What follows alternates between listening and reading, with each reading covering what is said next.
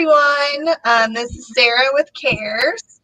I'm joined here today with Taylor McClanahan, MSW student from Marshall University, and Jill Scarbro-McLaury, who is a board-certified behavior analyst, CEO at Bright Futures Learning Services, and the founder of Cares.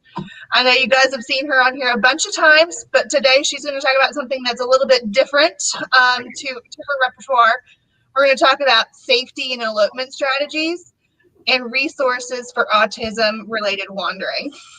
So before we get into that, let's just address that this week has been crazy. The weather, many of you might not be able to join us live tonight because maybe you still don't have power. Most of us here in Southern West Virginia were out without it for several days. So we really wanted to make an effort to show up today for you all that could be here to just recognize that it's been a really hard week. And if you want to share anything about that, Taylor and the rest of us are here to listen. Taylor, did you lose your power? I haven't actually got to talk to you about that.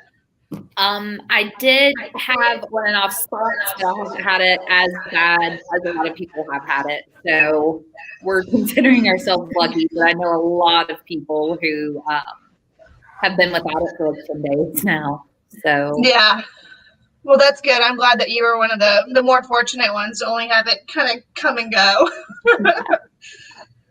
I know Jill and I have both been without it for a couple times for a couple of days each. So, but again, could be worse, right? Right. I really appreciate you guys still being here despite all that. Definitely. Well, we thank you guys for going to where you can get Wi-Fi to be here tonight too. So thank you so much. Let's address that this week has So before we get started on Jill's presentation, I wanted to talk to everybody about a few in-person opportunities that we have at Cares coming up. We haven't been able to do anything in person in so long, so I'm super excited to get back to that. Let me put this up on the screen. So our upcoming in-person events are actually starting back up this coming weekend, so the next weekend. So February 27th and 28th. We had some remaining funding left over from our partnership with Autism Speaks. We couldn't use it all this summer due to COVID at camp, so we've been stretching it out. And we've rented out the Clay Center on both the 27th and 28th from 5 to 7 p.m. And we are inviting families to come who have registered. That's the key thing, is because due to COVID, due to wanting to keep you all safe, we are limiting it to 50 participants for each evening.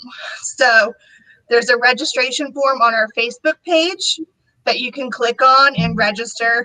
The 27th, which is Saturday, is booked, but the 28th still has 7 spots or so open, maybe a little bit more. And so if you pop in there and register, I'll be in touch with you to confirm. If you are able to come, we have some really fun stuff that we're excited to give you.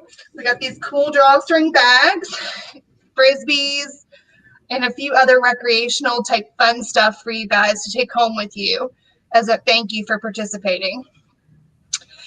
Outside of that, we do know that we have our April 17th Spec Run, which is one of our big fundraisers, and Family Fun Day.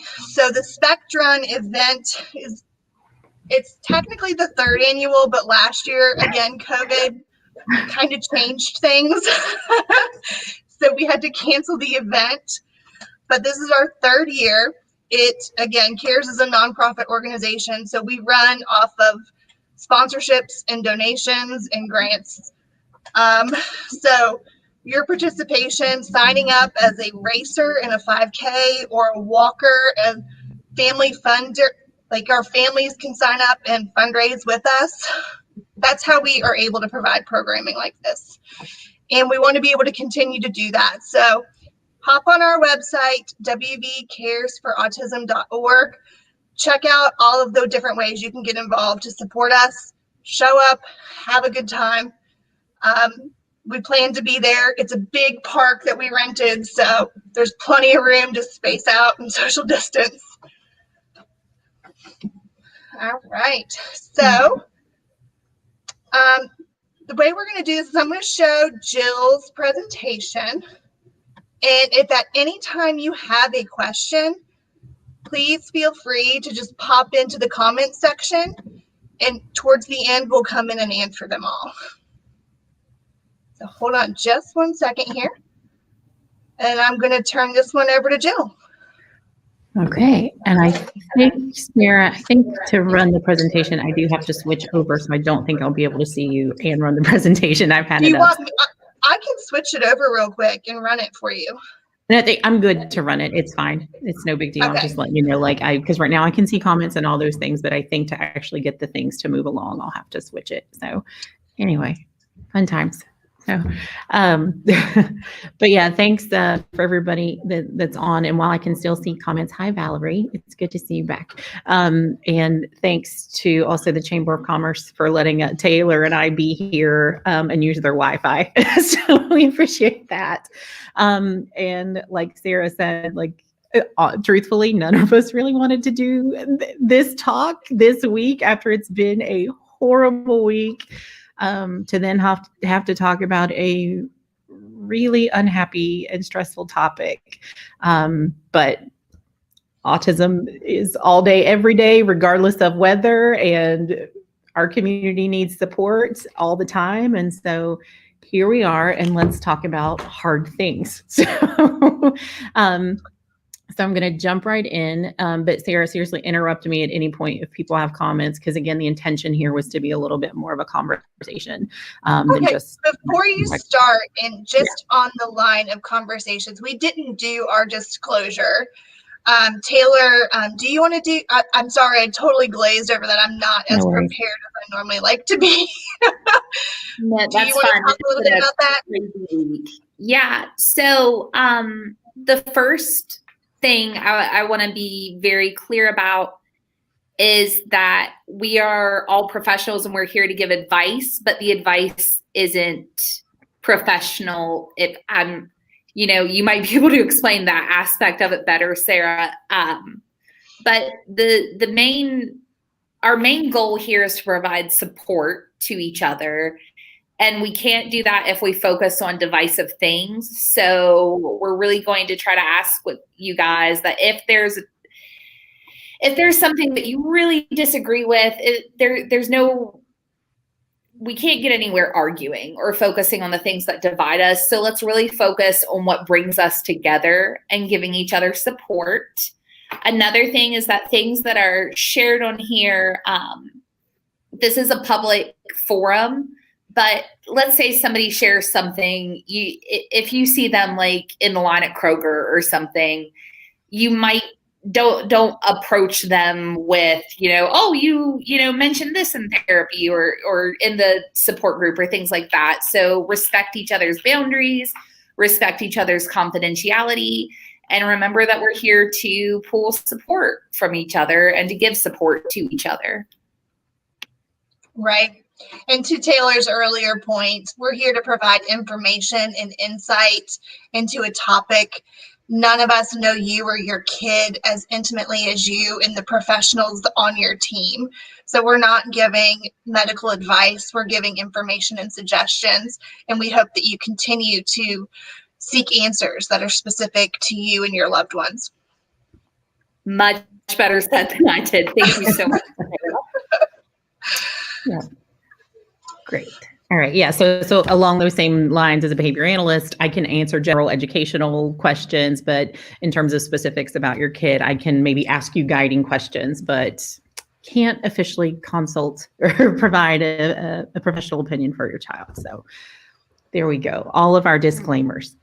All right. So let's jump right into today's super fun topic. I'm going to switch over. All right. You still see that, Sarah? Yes, I can. Okay. Wait. All right.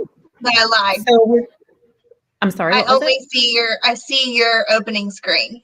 Okay. Cool. Like your the title slide. Okay, so yeah, so Right. today we are talking about keeping your loved ones safe and strategies, proactive and reactive strategies, as well as resources for autism-related wandering.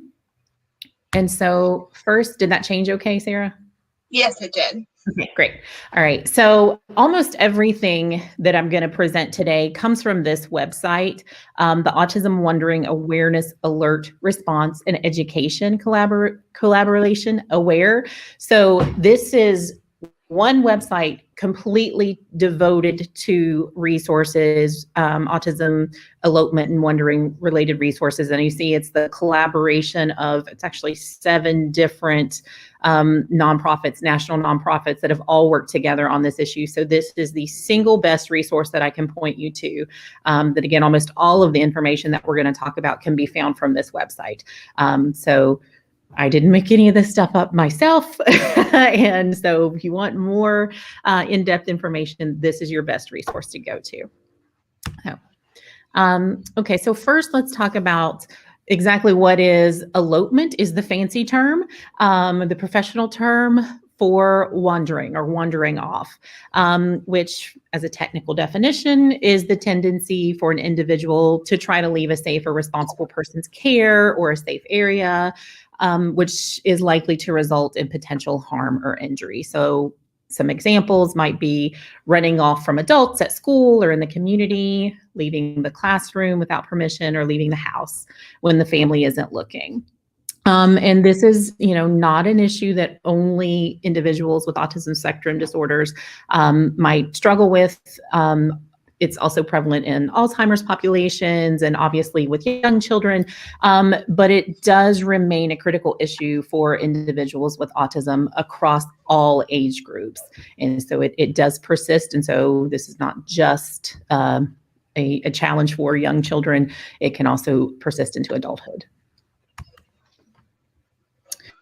And if you were wondering if you are alone, fortunately and unfortunately, you're absolutely not alone. If you're a family whose loved one struggles with wandering or elopement, according to data published in a 2012 Journal of Pediatrics, 49% of children with autism attempt to elope from a safe environment, which is a rate at nearly 4 times higher than unaffected siblings.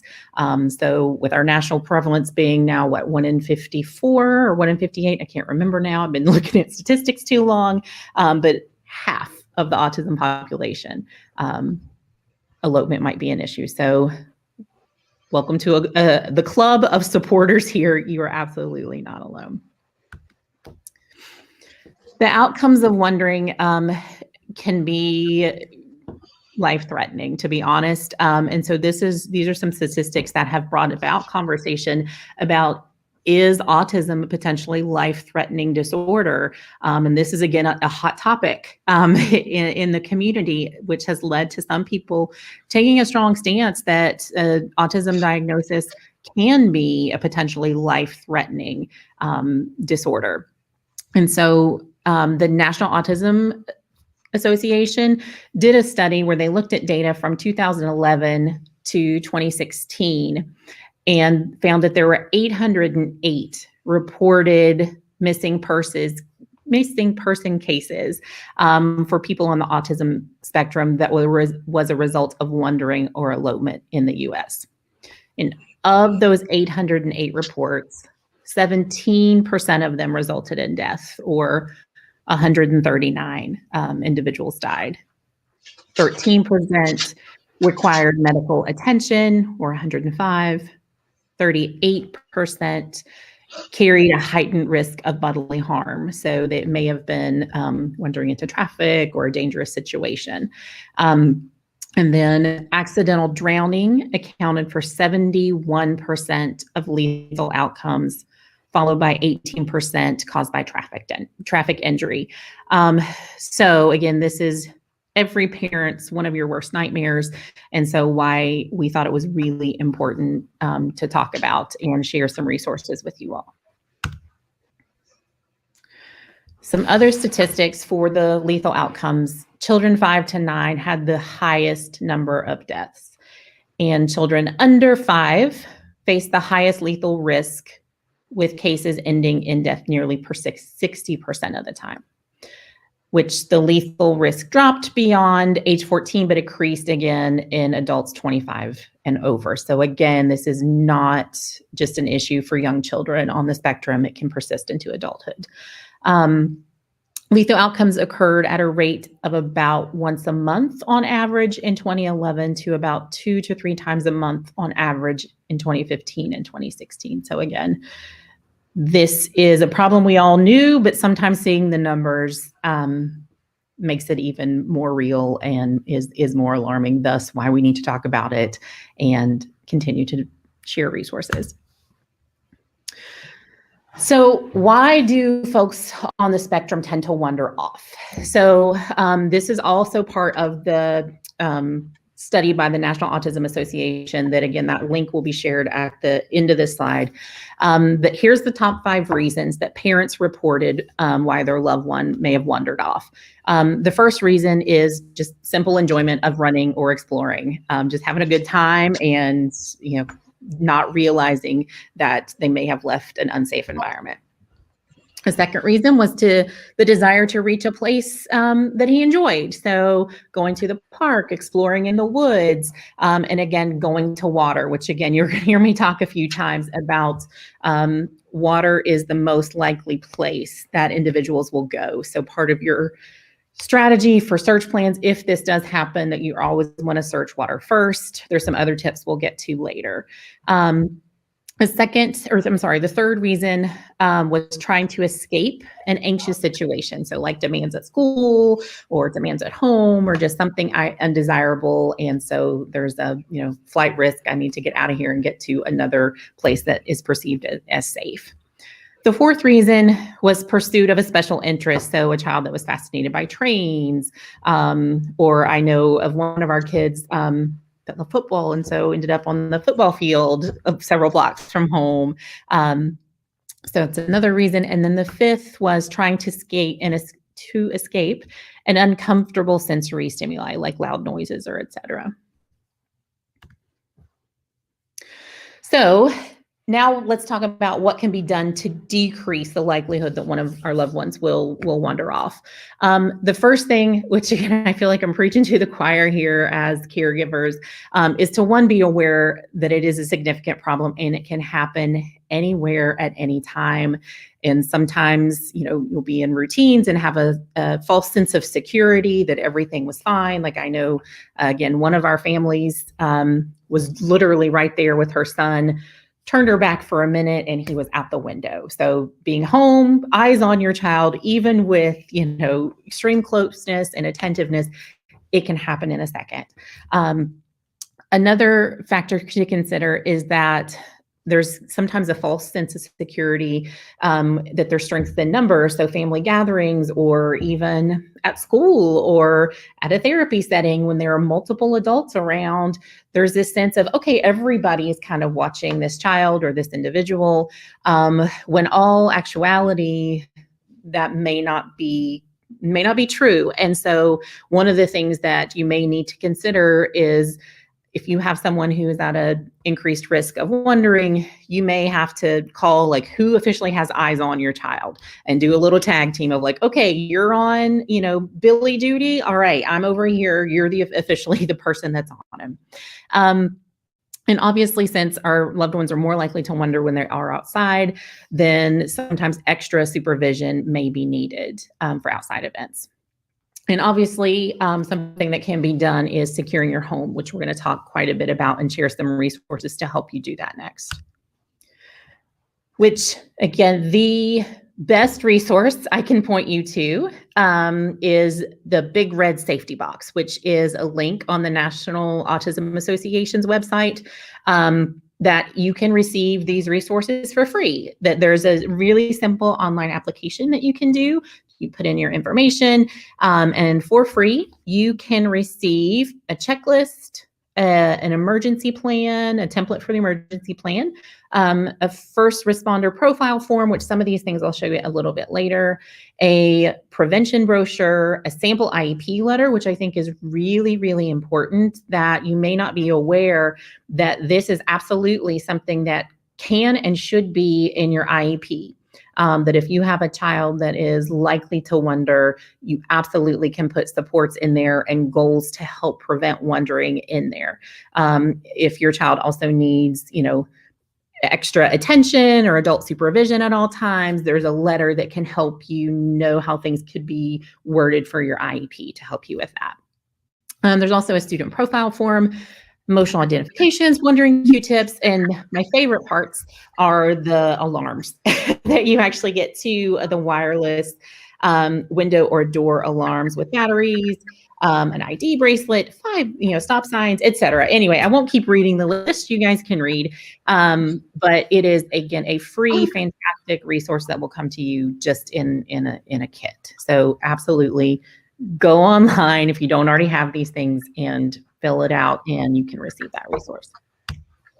I wanted to point out that Taylor posted that she believes that teachers can now receive 1 free big red box safety for their class. Nice. So that would be extremely useful. Yep, absolutely. Thanks, Taylor. And Janelle says, or Valerie says that she has this in Janelle's IEP. So that's great, Valerie. I'm happy to hear that. Yep, that is great.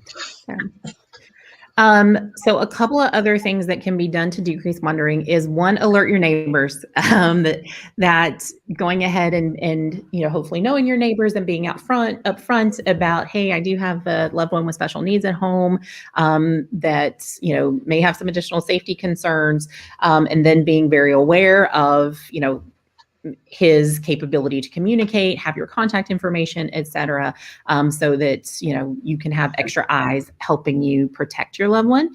And then again, on the Aware website, they have a family emergency wondering plan, a template for you to go through and fill out all the information so that in the event that this should happen, the best thing you can do is be prepared. So here's a resource to guide you through some steps to help you be prepared. Okay.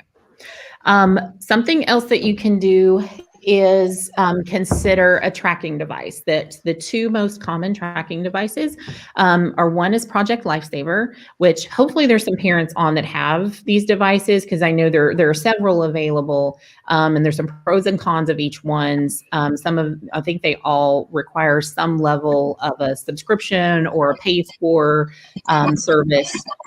The Project Lifesaver is the most common one, and it is in collaboration with your county sheriff's department typically, that you have to register, and then the individual wears a bracelet typically around the ankle, that then is coordinated with the local sheriff's department, so that in the event that child did wander off, it could help locate them. And then Angel Sense is a GPS paid for subscription service, that it actually has an app. And so I think it's probably the most sophisticated option, but of course there's a fee associated with that. And then the link that's there, it takes you straight to the page for Angel Sense comparison of Angel Sense and Project Lifesaver. But I think also Project Lifesaver operates off of radio signal, and again, so isn't quite as sophisticated as Angel Sense, which has the GPS and direct to your phone app that you would be able to better track and identify where your person might be. So Valerie said she has Project Lifesaver, and it's $10 a month. And Deidre, who I just texted, I believe it's Deidre, she keeps commenting as cares because she was the mom that we referenced earlier who saw her kid, was in the room with him and he escaped out a window. And she's a blogger, so she shared that story along with the video footage of him going out the window and her almost simultaneously running out the front door after him. Yep. So earlier she commented when you were sharing that story, all laughing faces. I didn't say who it was, but the SLP mom can say, you want to go see that post and see the video of how quickly it can happen. You should go and see. I understand. Yeah. But I believe this is Deidre. Yeah. She says that she lives in Jackson County and the sheriff's office comes once a month to change the battery on her Project Lifesaver. And it's $9 a month for the battery. Nice. So just some more information there. Deidre said that it's a wonderful product, the Project Lifesaver is. And Valerie said she also has it. Okay. All right. So that's two for that. I've not seen any other feedback on the other systems, but Yeah, I've definitely seen lots of ads. Yeah. Yeah, I've not known anybody to have Angel since. I've known several of our clients that have had Project Lifesaver. And one of the concerns that families have is their, child's ability or willingness to keep the bracelet on or the tracker on. And so obviously, that can be an additional challenge. Yeah. But I've known several kids that have, significant obstacles, don't want things on them. But it's a pretty sturdy device that most of the kids, have been able to keep it on. Okay. Yep. So some other things that you can do for safety precautions is one, teach your child to swim if at all possible. It seems like a lot of our kids really love the water, and some kids just take to it and are able to swim, but they may not also have the safety skills needed to get to the side of the pool and some of those things. So several of the local YMCAs actually do teach special needs swim classes. I know the one here in Putnam County historically has taught special needs swimming lessons. So that's another thing to look into in your area. I don't know if they're currently doing, I know COVID has changed everything. But I know, again, the Putnam County Y used to be great about teaching those lessons. And obviously, fencing and locks around pools are a must. And just honestly, fencing for almost any family with a loved one with autism, I would recommend. I've heard enough, horror stories and gotten too many nightmare calls that it should just be standard par for the course, that if you have a, loved one with autism, you probably could use the help of a fence, which that's something too that family support money from the waiver program will a lot of times help pay for. That if you didn't know, I don't remember when Nathel talked a couple weeks ago, she didn't talk as much about waiver as the IDD waiver as the new waiver. But one of the things to know about is even if you're on the waiver wait list, you can still qualify for family support funds, where you then submit for equipment or materials or something that you need. And so historically, that money has helped pay for fencing. So that's absolutely something that you could look into, even if you don't have access to services, but you qualified for waiver services. Other things then are obviously trying to teach your child safety skills. So in terms of IEP goals, therapy goals, et cetera, some really critical and important skills to have in there is teaching your loved one to respond to their name, respond to stop, and ideally wearing or showing even an ID bracelet too, would be some great goals to add to their therapy program, or again, for parents to try to work on at home too, as much as possible. So let's go back to the top 5 reasons that parents reported that their loved ones may have wondered. But if you look at them, basically you can, as a behavior analyst, this is how I look at things, that you can break them down basically into 2 functions. Either, folks want to get to things or they want to get away from things. And so with that lens in mind, there are several other critical skills that we work on almost ad nauseum, honestly, in therapy with our kids and in ABA. And so I want to talk about those things a little bit more. And this is where too, I thought, maybe we might get a few more questions that I could help ask them. You guys ask me questions and maybe I can ask you questions to help give you some ideas to how to work on some of these skills that would make it a little less likely that your loved one might wonder. So some critical skills, again, if you break all those 5 things down, here are some tiny components that are related to it. So one, first thing is to try to teach the expectation of staying with the caregiver basically at all times, particularly if you're walking or you're transitioning. And based on the statistics, the prevalence of wandering was greatly increased whenever there was a transition. So going from school to the car, or going from a store to the car, or any one place to the other, or being outside or in the community, obviously the likelihood increases. And so something that we do tens of times per day, if you are in part of an intensive therapy program, is the expectation that you stay with us. And so with little kiddos, that means even in our clinic, where it's just a hallway and it's likely you're going to be safe, even if you do run away, you probably aren't going to go very far, and there's lots of adults' eyes. We practice holding hands when we're walking, and we are really particular about it. You can make it fun. It doesn't have to be a horrible thing. And the best place to do it is when you're on your way to a preferred place or a preferred event. So if we're, say, leaving a therapy room and then going to the playroom or going outside, or sometimes we'll even set up treasure hunts. And this is something that families could do at home to help practice this skill, is to set up a little treasure hunt through your house of preferred things that you want to go find, but practice holding hands while you go. And so we have really strict criteria, honestly, for holding hands, that if the kid, really gives us resistance at all, pulls away at all, we pause. And so again, if you are on your way to okay, we're going to, go outside, we're going to go to the trampoline. Okay, walk with me. Let's stay together when we go. And your kiddo starts pulling or pulling away. All you have to do is pause and just wait, because they know, that's delaying access to what they want. And so if you just pause for a few seconds, and if they're, quickly come, relax and stay with you, you can proceed. And if not, you might need to back up and just, hey, let's try that again in a little bit. And so that is something that, again, tens of times per day that we do. And so that's something that you could do consistently whenever you're getting out of your car, going anywhere, again, even in your house. Practice hold my hand nicely, and just get your kid really, really used to that.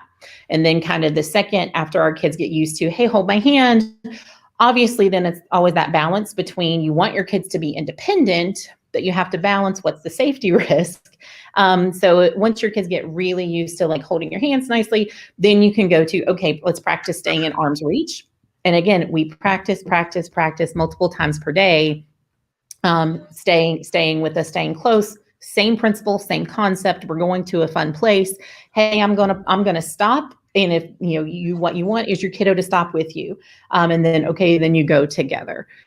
So I cannot recommend that enough as just a standard thing that I would recommend almost to every parent of a child who is at risk for wandering, is just make that your standard operating procedure.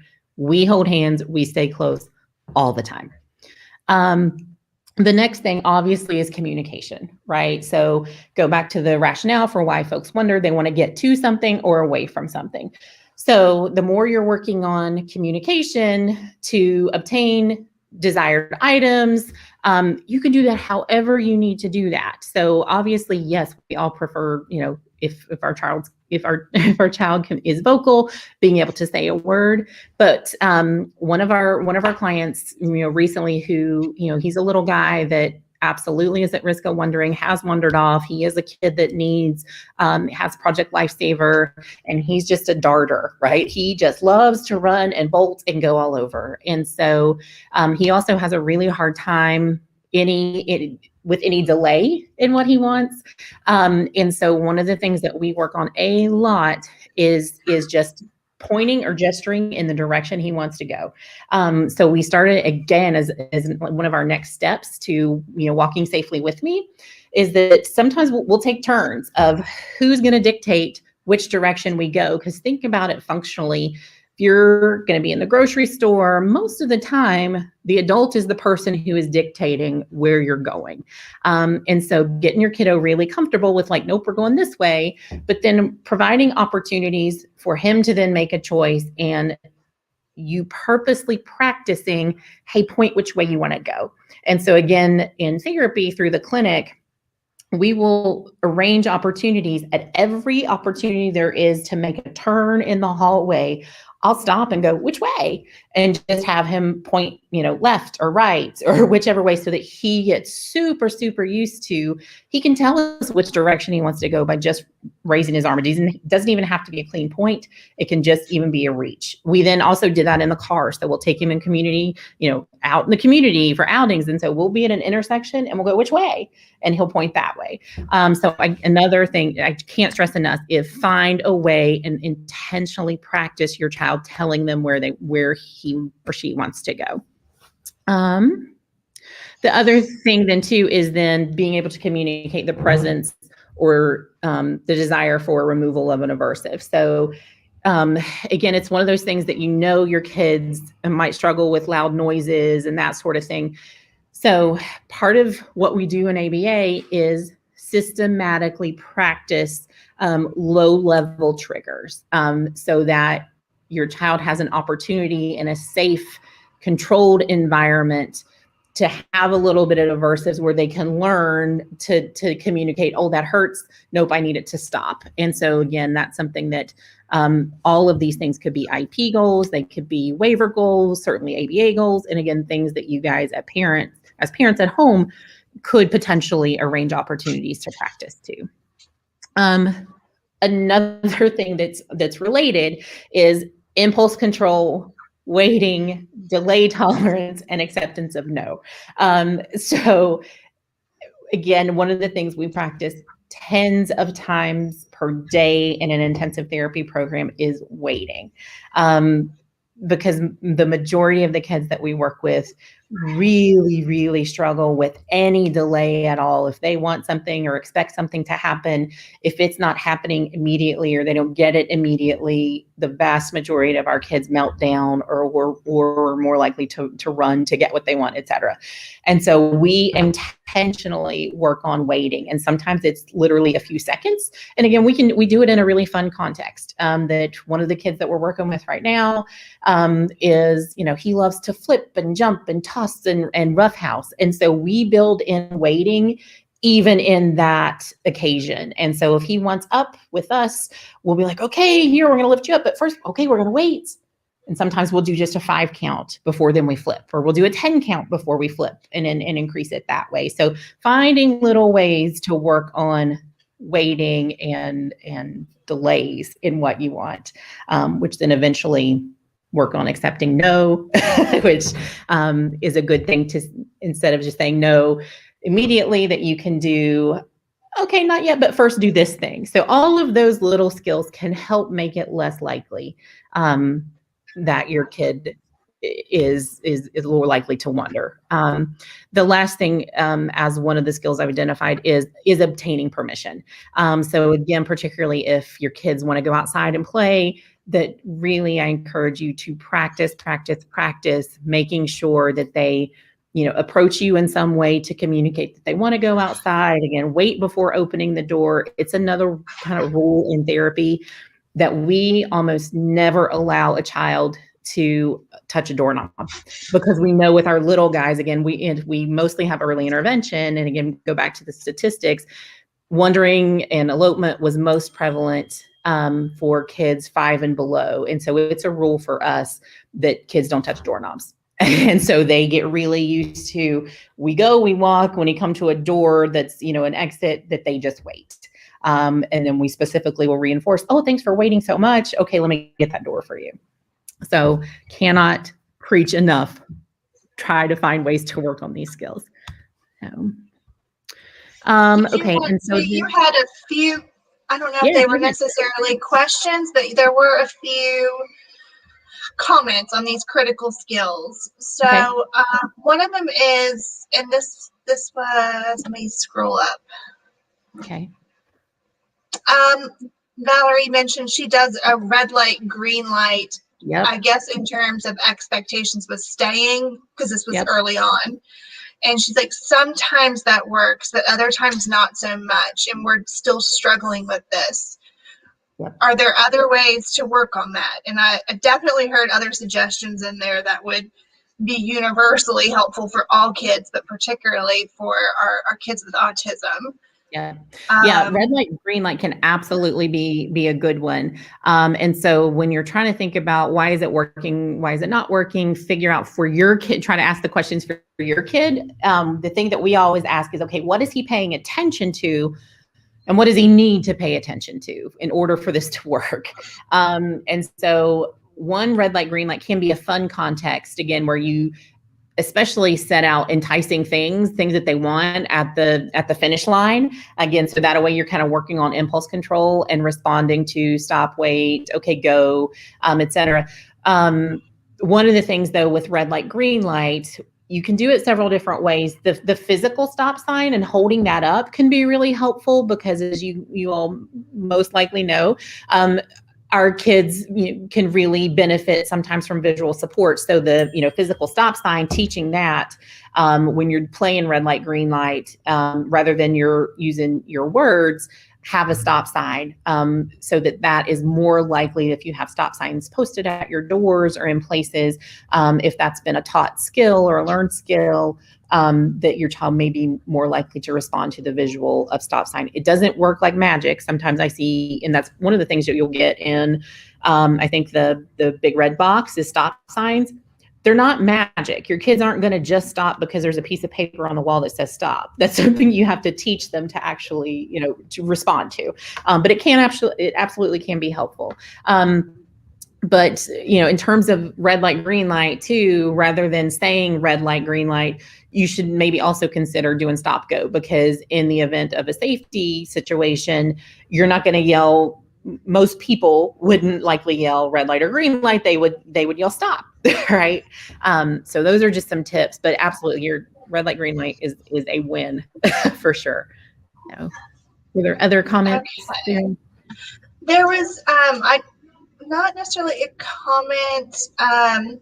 It was about fences, and specifically they said that they have a fence to, try to stop the child from eloping.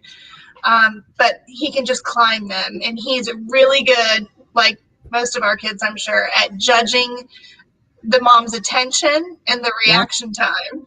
And so when he senses that he can he's out of there. Yeah.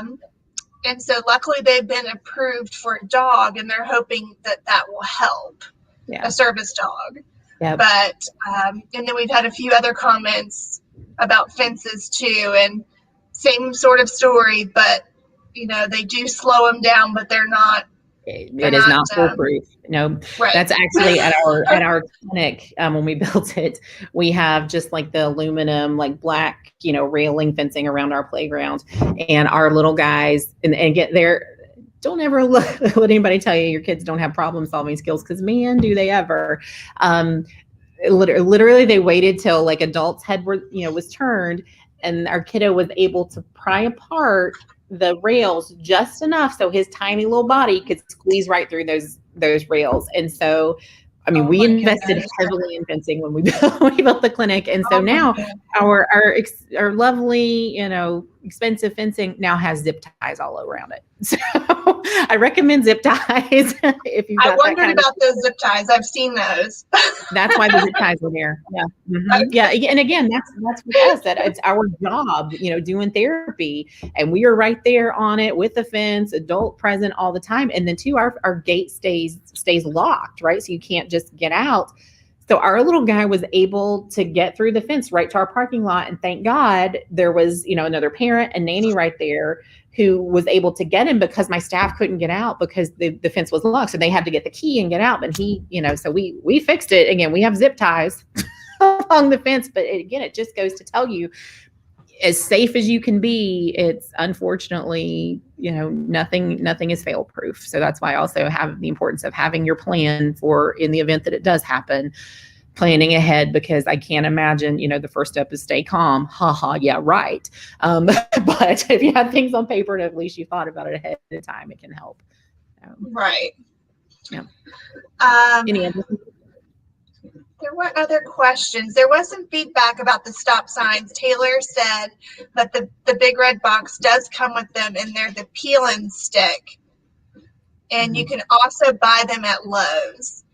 And she says that her family will bring a pack of them with them if they have to go stay at a hotel or in a family's home for vacation. So they're easy to get, and they're good to take with you on the go. That's awesome, Taylor. Yeah. Sarah, I don't know if I misheard you. That's for the alarms that come with the alarm? Yeah. Okay. And as far as I know, as of right now, you can get them at Lowe's in a 2-pack for like $11. So just for the sake of peace of mind, we always try to bring them if we're traveling and have to stay overnight in a home that's not ours. Oh, okay. I see. All right. I skipped a comment that was very crucial. So Valerie was saying about the doors, that she's got a lot of fears about doors. Yep. And they live in an apartment. So she was asking if there are alarms that they can get that aren't going to ruin the door frame. And so that's what Taylor's comment was, that the Big Red Box has alarms, and that Lowe's has them too, that you can take with you on vacation, that you can use at families' homes that don't require installation to ruin the door frames. Yep. Yeah. Most of those, they're about yay big. And most of them, you can just use the command strips to then put them on. And so you can easily remove them without damaging anything. And yet, to Taylor's point too, you can travel with them. I know a lot of families that do that. And I'll tell you another thing we have done with kids, before that, again, really some of our kids, doors are really targets. That they know, like I'm waiting for an opportunity to bolt and get out that door. And so again, it sounds, a little not nice, but again, when you're talking safety and potential life or death, sometimes your kids need to be a little bit of afraid, and that's one of the challenges, that a lot of our kids don't have any fear.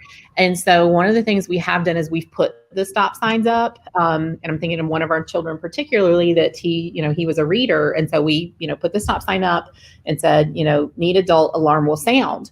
And so we practiced then, we gave him the opportunity, we kind of rigged it. And at the clinic, we had the fire alarm that is really loud.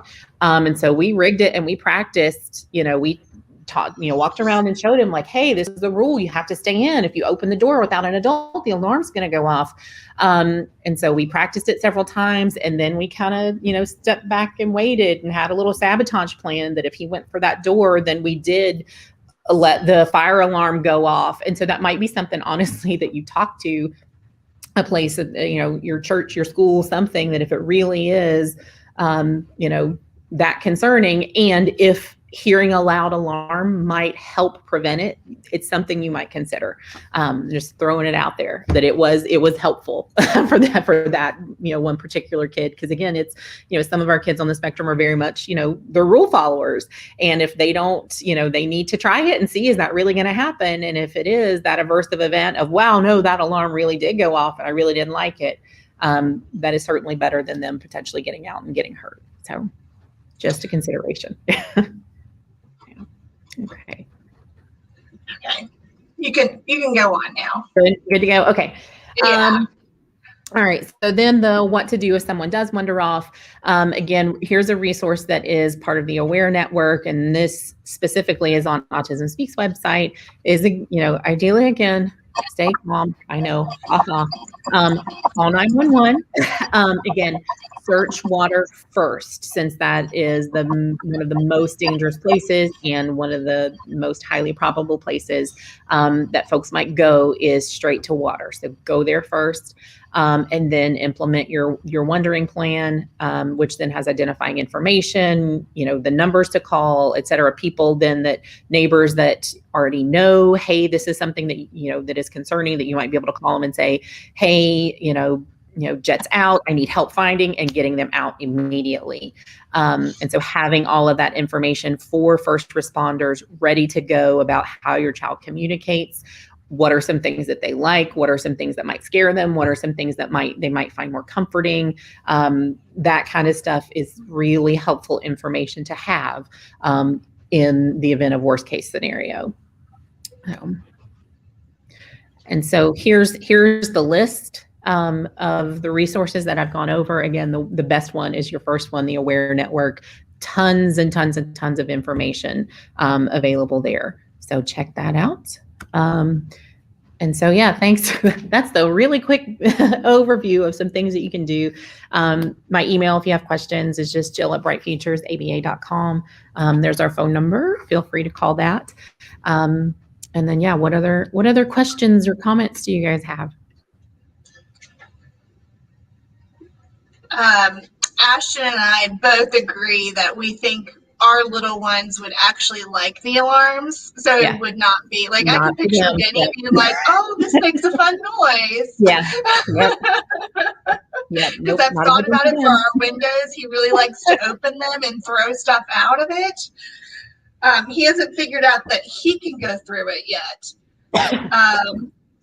But we have bought those safety first strips that have the decoy button. So like on all of our doors, like our refrigerator, you can see it behind me here on our pantry. Like if you see that. Like we have those everywhere in our house where we don't want Benny to be able to go out because he will run out on our porch. And he doesn't have autism. He's just a 3-year-old who probably has ADHD, but we'll figure that out as it comes. But those are great, and even adults have like I've had contractors and stuff over, and they're like, "How do I get out of here? Like, what am I doing?" So they work. But yeah, this seems like such a broad topic. I'd be interested to hear what families might want to hear more about in more in-depth plans or concerns. So if anybody has anything out there, please comment right now and let us know, and we'll do what we can. One small safety precaution we also do is our son's little sister, she's 6. We have trained her to the fullest that if you notice your brother is walking away and you see that mommy and daddy don't notice, yell it out. You're allowed to be as loud as you want. It's not tattling. If you see he's walking away, say something. So I'm not at all saying that have, a sibling watch their sibling having autism, but absolutely take advantage of a second safety net because those distracted moments do happen. Mm-hmm. Right. And to, Jill's earlier point earlier on in this presentation, large family gatherings, in my experience, have always been the harder because, all the different distractions, all the different sensory and opportunities for activities are either really exciting to them and they want to run and do it, or they want to get away from it. It's overwhelming. So that's not as having as many people aware as possible is great. But I loved your comment about taking turns, like you got the next 20 minutes and then I'll take it because you're gonna probably be moving a lot. That was a great point. Does anybody, Valerie's wanting to know about security cameras. Do any of our families on here, or Jill and Taylor, have you had any experience, good, bad, with security cameras? I know, Valerie, you said you lived in an apartment, so she likes to play outside. And we really have to keep an eye on her. Any recommendations for security cameras? I'm not sure. I can find out. I know we have them at the office that are cued at night, that even if there's like motion censored, whatever, that it'll come up on an app. And so I'll try to find out what those are and post that information later.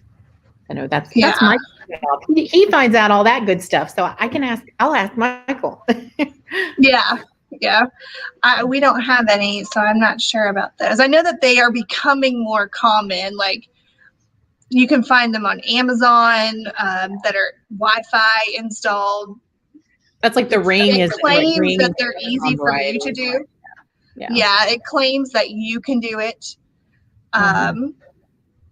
But I have not had the privilege or honor of doing that yet.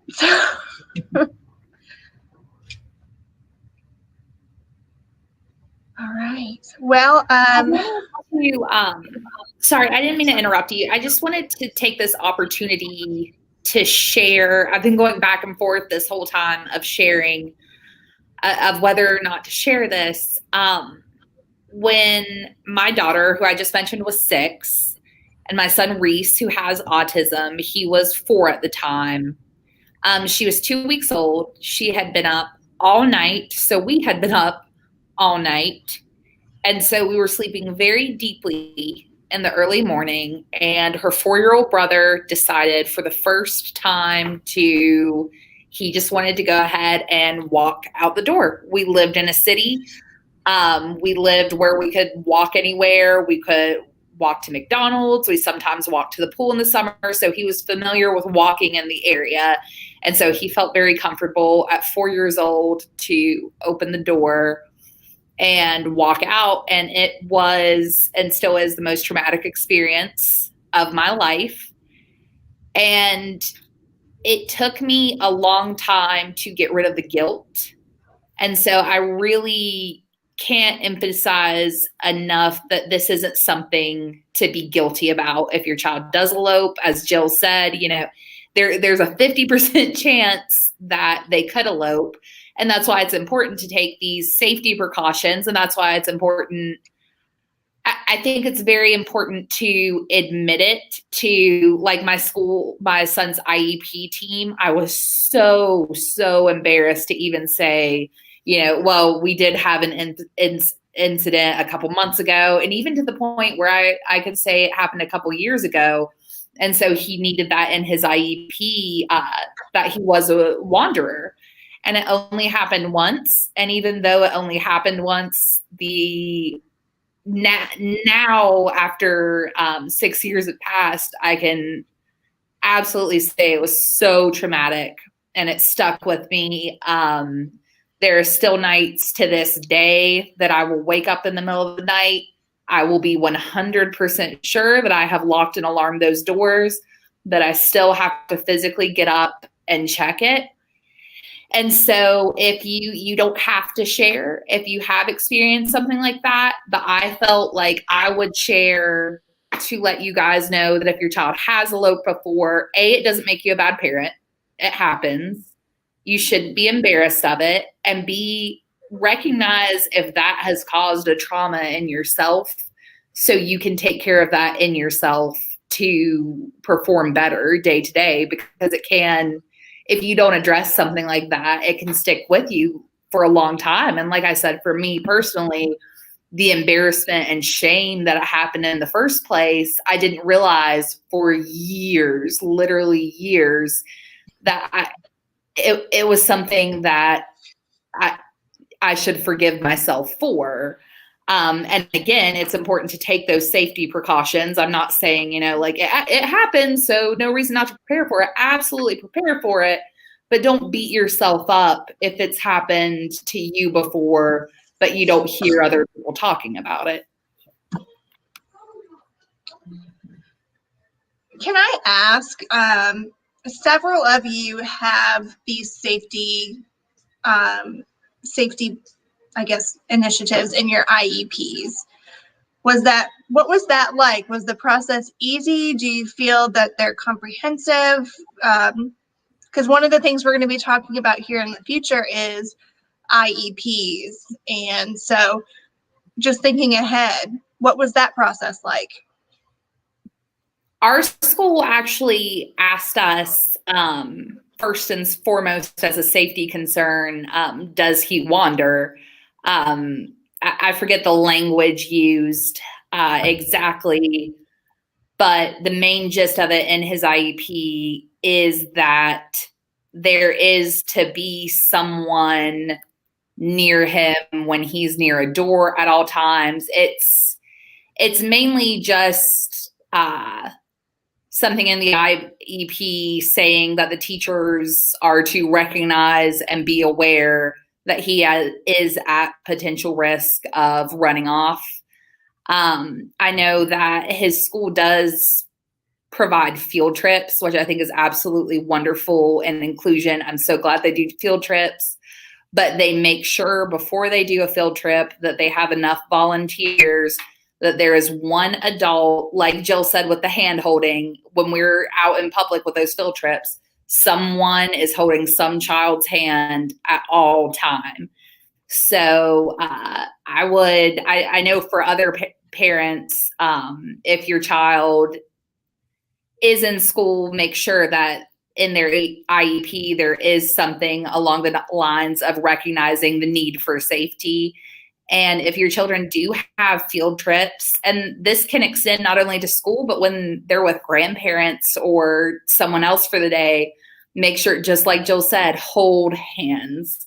I don't care if the kids, my son's 10 and he's a preteen now, and he'll get a little bit embarrassed by it. But as soon as we're like, no, this is just what we do when we're out, so you can be safe, he tends to take it pretty well. So just make it a normal part of the school plan that they consider that safety. And I think we have some comments if you want to go over them, Sarah.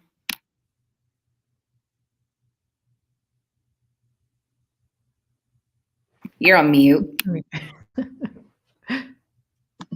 I sneezed earlier and forgot to turn it back on. Ashton was just, saying with you that she was able to get a one-on-one aid for her son after he was able to escape from a classroom and a teacher. So that's good that you were able to get it. And again, the key words there is you got to push hard sometimes. So I'm glad that you were able to do that.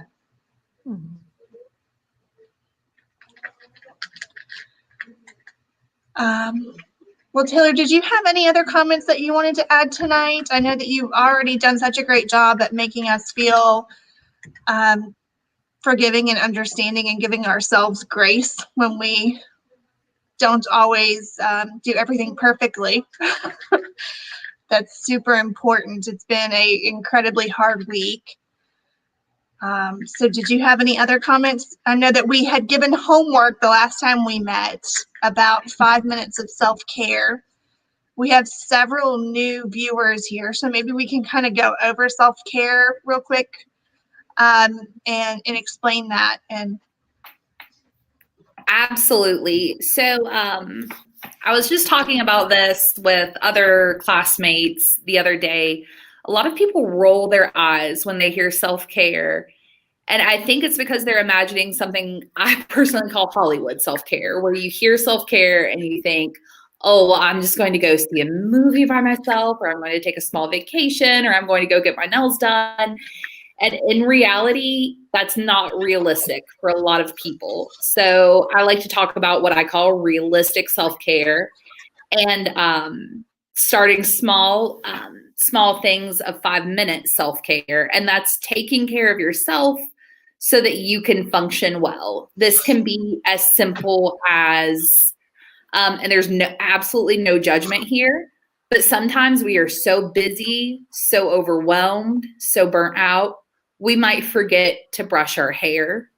We might forget to brush our teeth. So please keep in mind that normal drinking a glass of water, everyday things like that, you still need to do to take care of yourself, because you're the number one advocate for your children.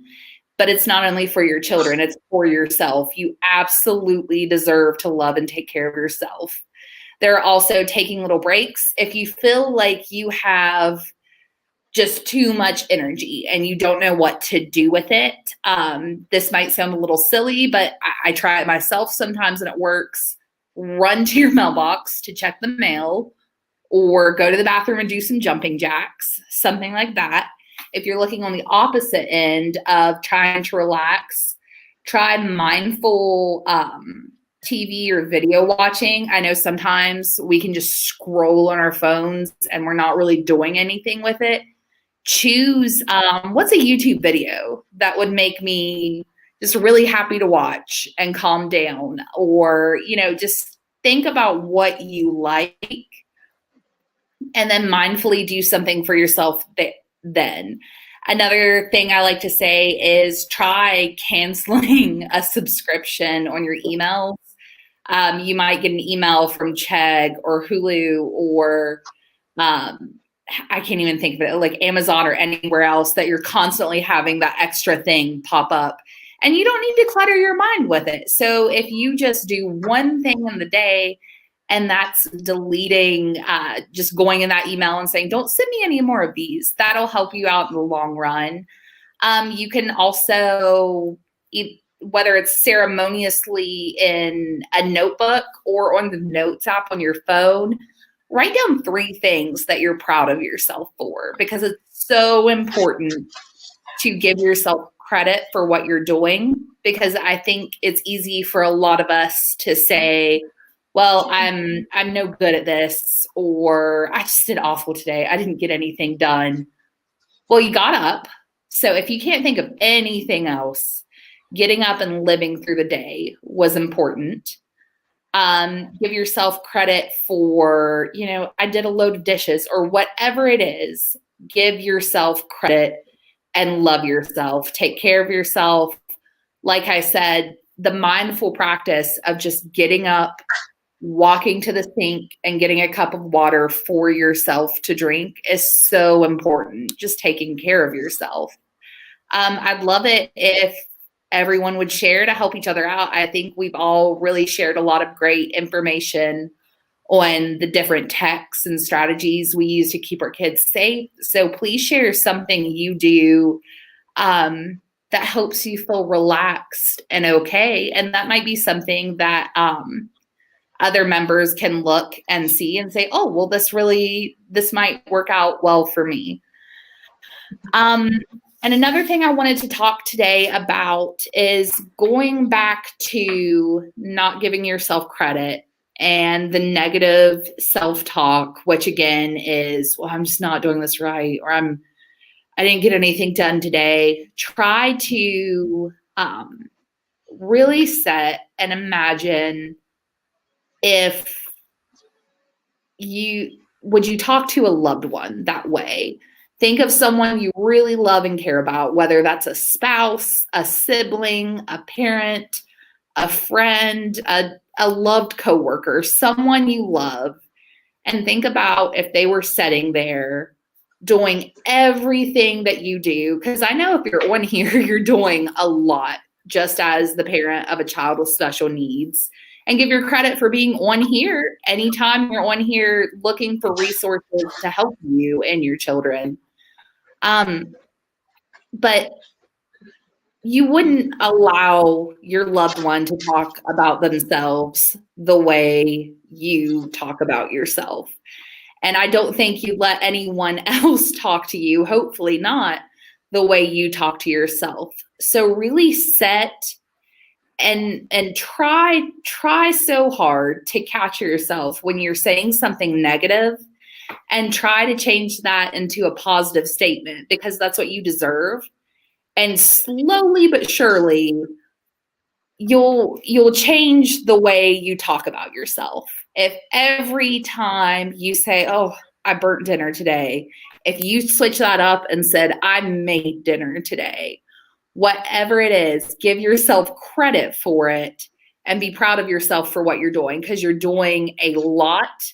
I know a lot of us are probably very burnt out between, especially this week. I know a lot of us have been locked in, and a lot of us have probably had to go to survival mode of how are we going to keep warm? How are we going to keep the kids entertained? How are we going to stop meltdowns, things like that? You have been an absolute warrior this week. I'll go ahead and say this year, because it's been crazy.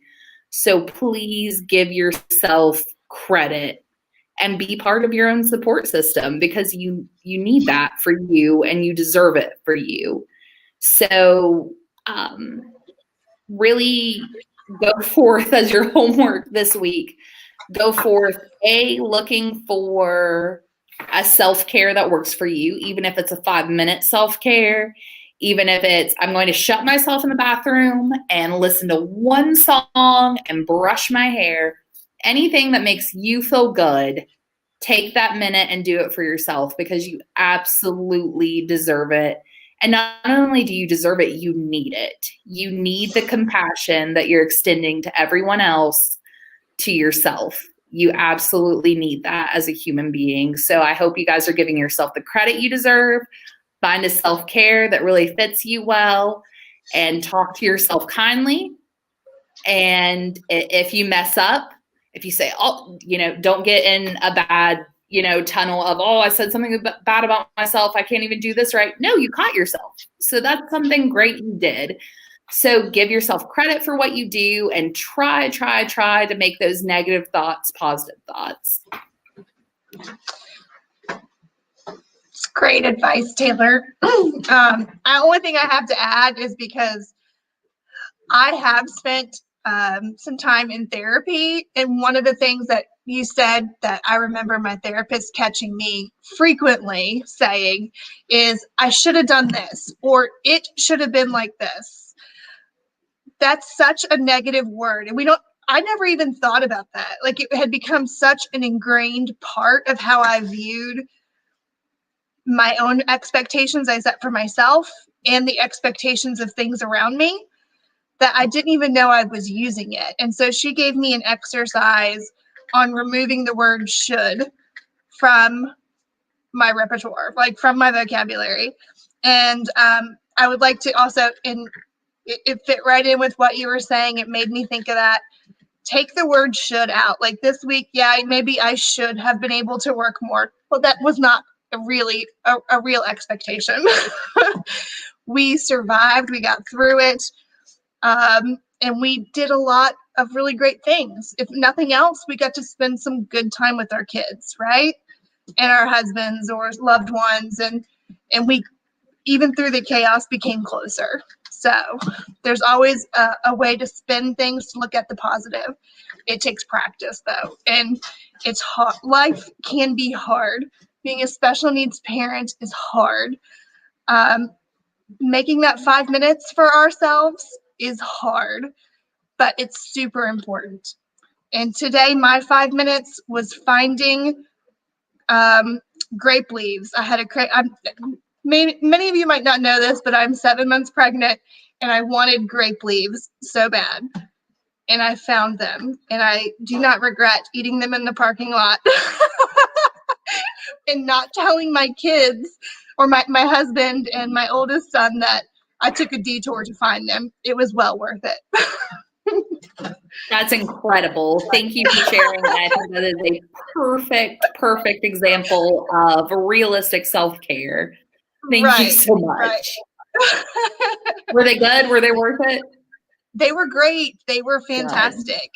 I thought that I had already built them into my errand, but it turns out the grocery store didn't have them. So I had to find another place, and I did. Perfect. I did not even know you could get grape leaves in West Virginia, so I learned something on top of everything else. I will shoot you the link of where I found them at. If you are in the Putnam County, Kanawha County area, I went to Mediterranean Breeze. So I will send you the link right there in St. Albans. So it was good. Perfect. For everybody who spent some time with us, I'd like to thank you. I do have Jill's presentation. I will post it in the link. This video will be available if you didn't get to log in to see the beginning of the conversation.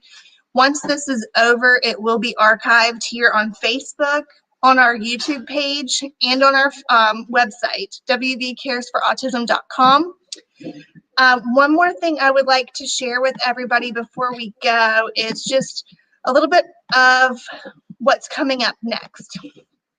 So next Sunday, we're going to meet here again from 8 to 9 p.m.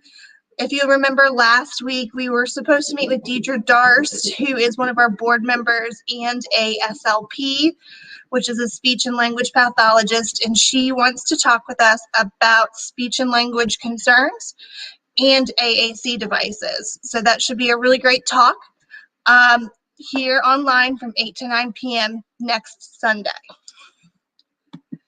And then also we have a few upcoming in-person events. So we're excited to be able to slowly start to walk back into these waters of in-person events, still monitoring and being very cautious with COVID.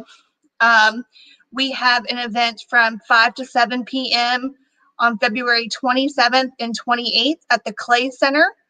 It is a registration required event. Again, we're trying to keep our numbers small so we can keep you safe. There are some spots available on the 28th. If you go on here on our Facebook page, we have an event for it. In that event will be a link. Go ahead, register yourself. It's free. We have some fun goodies for those who attend, and plus, who doesn't love the Clay Center? Your kids can be safe in there. They can play. We can have a minute of normal. And then also on April 17th, we are at CARES, a nonprofit organization. In order to continue to grow our programming, like what we have here and what we have in person, we need your support. So this is we have 2 fundraisers a year, and this is one of our big ones. It's a 5K if you're a runner. If you're not a runner, you just want to support, there's sponsorships, there's a family walk, there's a family fun day that you can come register and attend. You get a fun shirt and a bunch of cool stuff, and we'll just meet at the park. Again, big park, lots of spacing opportunities, and we'll just have a good afternoon. So all of this information can be found on our Facebook page and by visiting us online at wvcaresforautism.org. So thank you, Jill and Taylor, and to the Putnam County Chamber of Commerce for letting you guys come to use their Wi-Fi today. So thank you so much, Ashley Alford, for my last minute plea to let us in. And we will see you here next week. Thank you guys so much. Bye, guys. Thank you.